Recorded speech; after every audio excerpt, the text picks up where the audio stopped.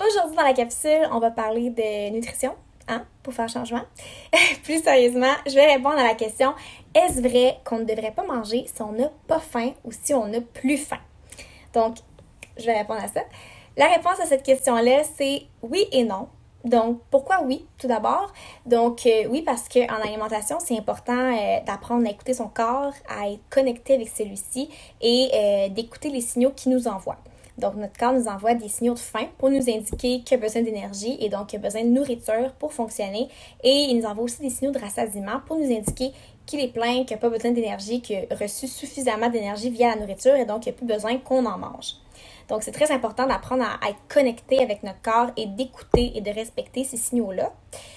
Mais en même temps, est-ce qu'il faudrait seulement manger quand on a faim, puis dès qu'on n'a plus faim, on prend plus de bouchées, on mange plus? Si on faisait ça, ça serait un peu trop extrême et même ça serait restrictif parce que c'est tout à fait normal dans certaines situations de manger au-delà de sa faim.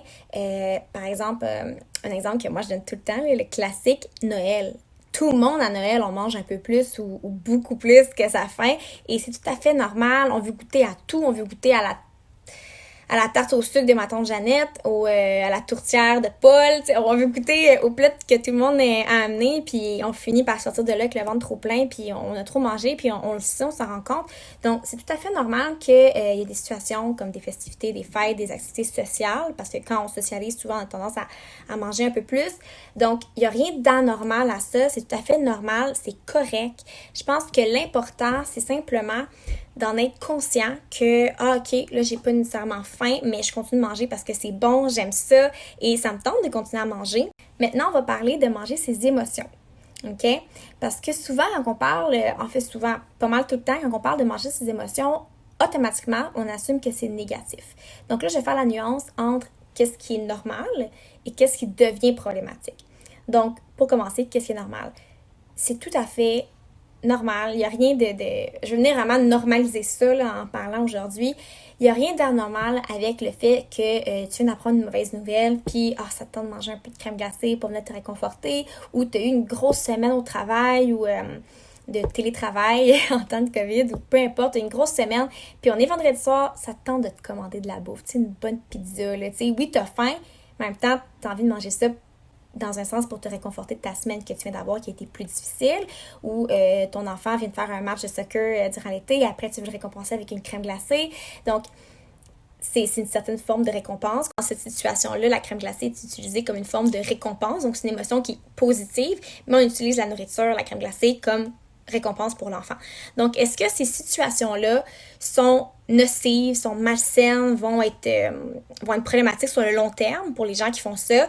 Pas du tout, loin de là, c'est pas malsain. En fait, ce qui devient problématique, là je vais faire la nuance, c'est quand la nourriture est le seul outil de gestion d'émotions que vous avez. Ça veut dire que quand moindrement vous faites face à une émotion, que ce soit une émotion négative, souvent c'est plus souvent ça, ou ça peut être une émotion positive, puis là vous vous récompensez avec la nourriture, ça peut être aussi ça.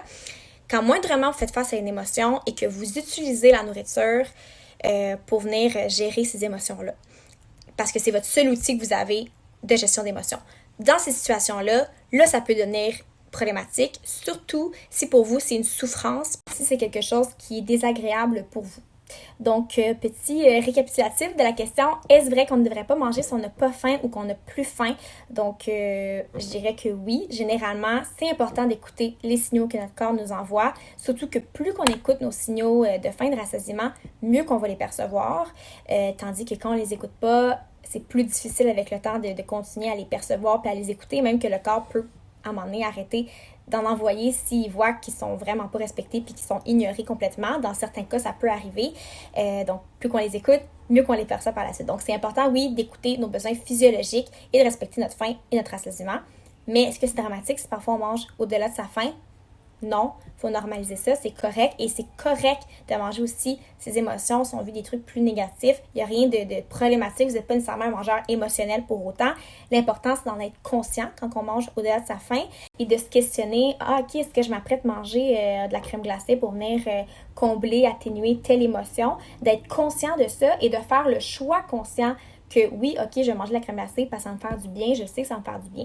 Donc, comme que je dis, c'est pas nécessairement quelque chose de négatif, c'est seulement négatif et problématique quand c'est le seul outil de gestion d'émotions que tu as et que ça devient quelque chose de souffrant. Donc, quelqu'un que c'est le cas, par exemple, ça veut dire qu'il va automatiquement se tourner vers la nourriture, moindrement qu'il fait face à une émotion un peu souffrante et négative, tandis que quelqu'un qui a d'autres outils de gestion d'émotions, il pourrait par exemple appeler une amie pour discuter, pour parler, se vider l'esprit. La personne pourrait avoir un journal dans lequel elle écrit.